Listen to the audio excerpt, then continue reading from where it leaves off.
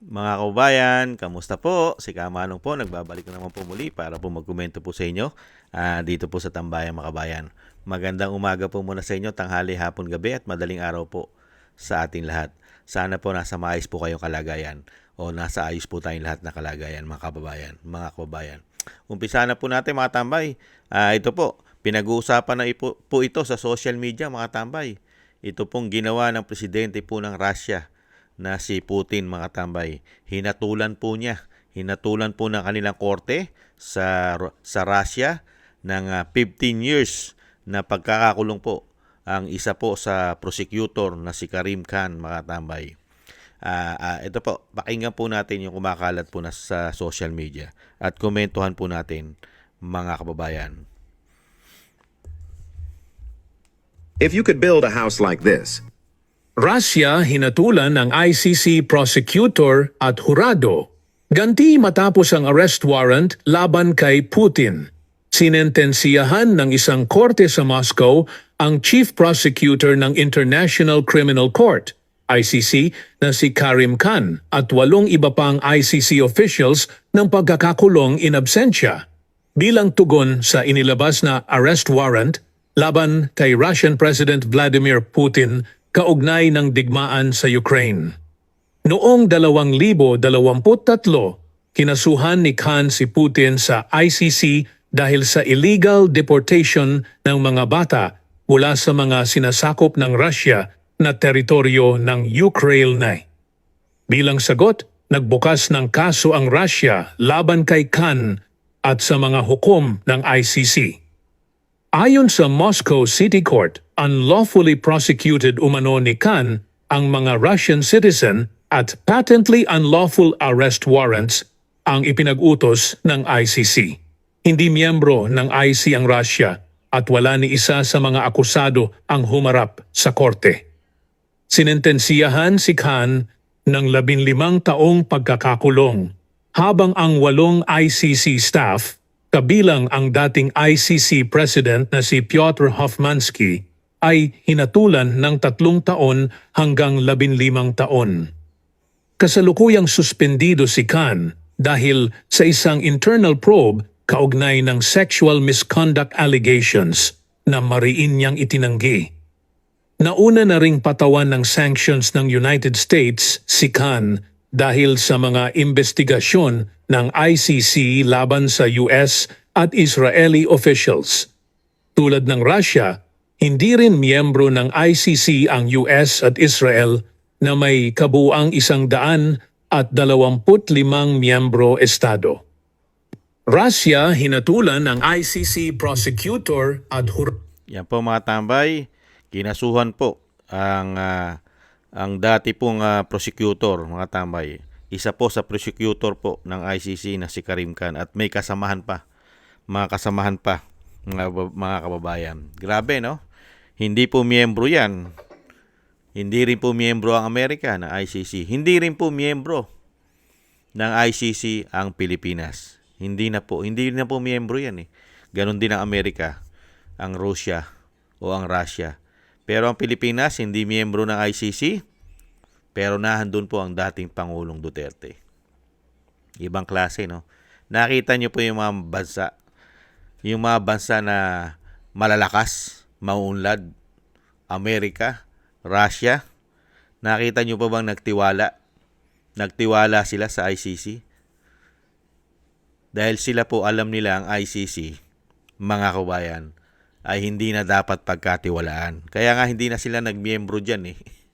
Pero ang Pilipinas, hindi na po tayo miyembro, mga kabayan, sunod-sunuran ang leader ng Pilipinas ngayon. Sunod-sunuran.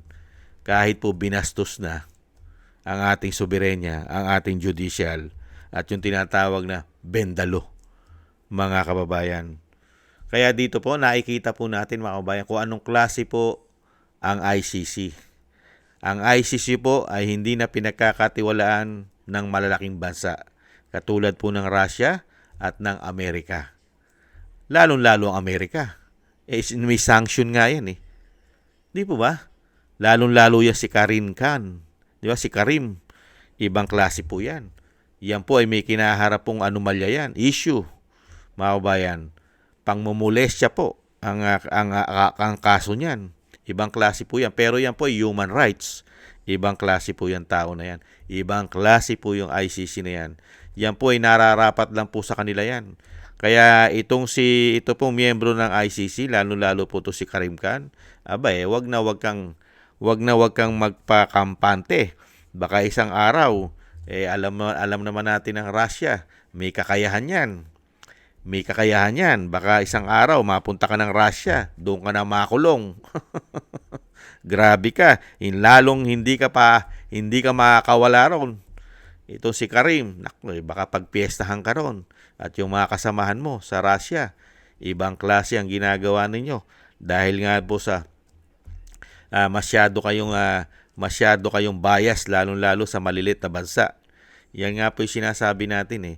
Diyan po, napakarami pong natsugi. Napakarami pong natsugi sa bansa na yan.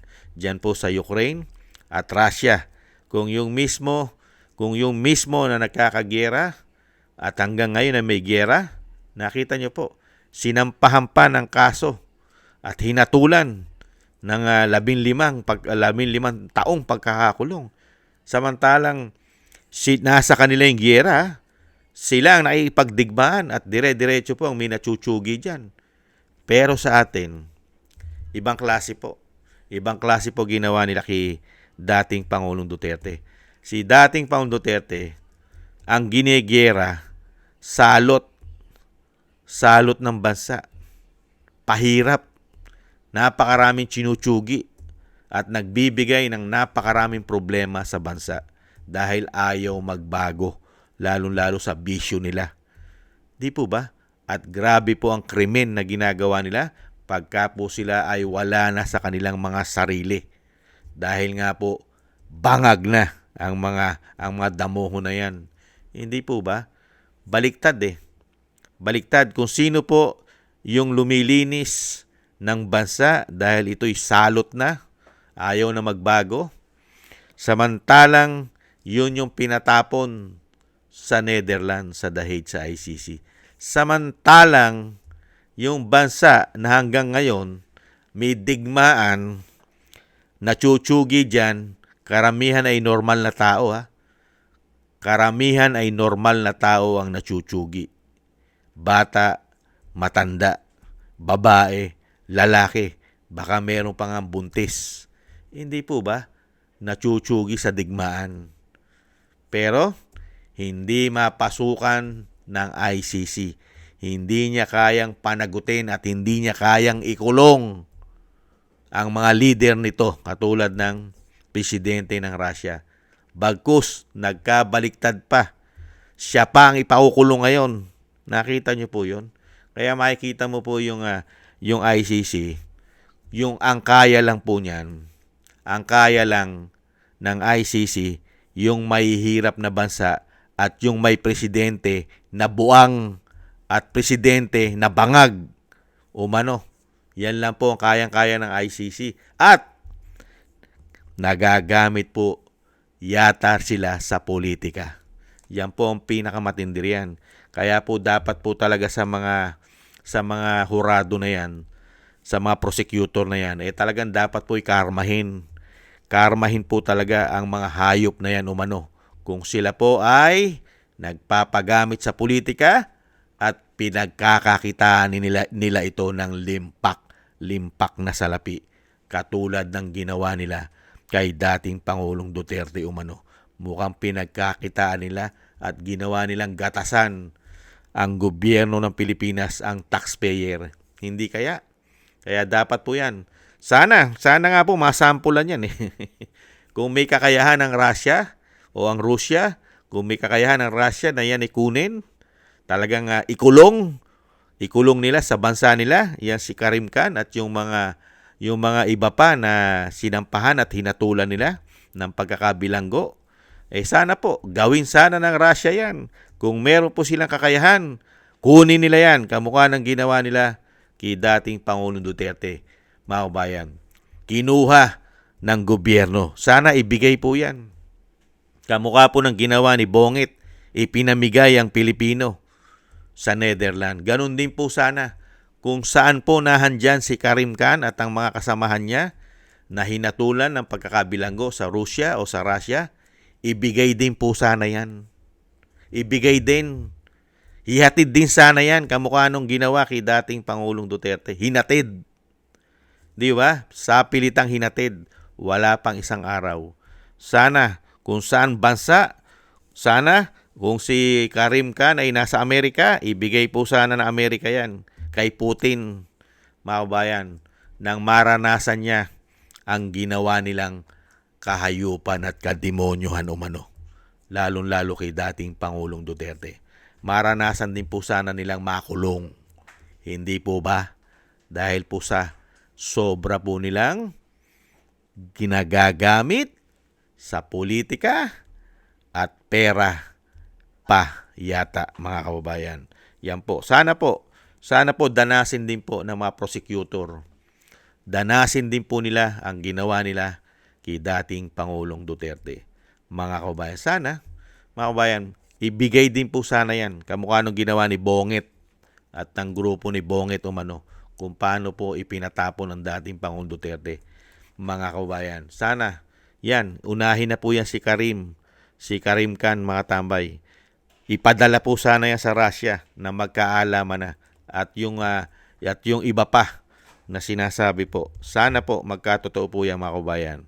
Isama po natin yan sa ating mga dasal na sana ay makulong po yan sa Russia o sa Russia, mga kababayan. Grabe po ang ginawa nila kay dating Pangulong Duterte. At sana sa mga darating na panahon, yung mga demonyo at huda sa ating bansa ay makulong din po sana sa Russia. Hindi po ba? Maraming salamat po, mga tambay, sa mga nagusto po na ating tambay, mga kabayan, sa YouTube at TikTok. At ganun din po sa mga subscribers po natin, sa mga nagko-comment, like, share, and subscribe. Thank you po sa inyo, mga kababayan. Maraming salamat po. Shoutout po sa inyo lahat. At shoutout po sa mga nagbibigay po ng tulong. Thank you po sa inyo. Shoutout po kay Eric Hershaw ng Canada, Bei Chichiyoko, Kingston, Jake Yahut ng Maisog, California, USA, Gina Ray Solidides ng Berlin, Germany, Julieta Silona ng Sydney, Australia, Jim Aris na United Arab Emirates, Jovelyn Watanabe, ako si Pilam, Ani Jo, Chidorico Erguisa Jr., si Arpel Villacorta, Wills Bubbles, Rosalina, Michelle Yamaguchi, Norma Garcia, Gay at Shena, Tatay Nick ng Canada, at Nancy Lumampaw. Maraming salamat po sa inyo, mga kabayan. Shoutout po sa inyo lahat. Mabuhay po kayo at ingatan po kayo sa inyo po mga paggawa. At syempre po, mga kabayan, yung dasal po natin na para po sa ating mga pag-iingat sa ating buong sambayanan. At syempre po sa pamilya Duterte na tayo pong lahat ay maingatan sa kapahamakan. At madugtungan pa rin po ang buhay at kalakasan ng dating Pangulo. At makalabas na po siya sa lalong mabilis. Thank you po sa mga dasal, mga kabayan. Muli po, thank you po. Happy holidays po at sana po ay araw-araw po ay maging Pasko naman po sa ating lahat, mga kababayan. Konting tiis lang po, mga kababayan. Tiis lang po. Paalam. Bye-bye.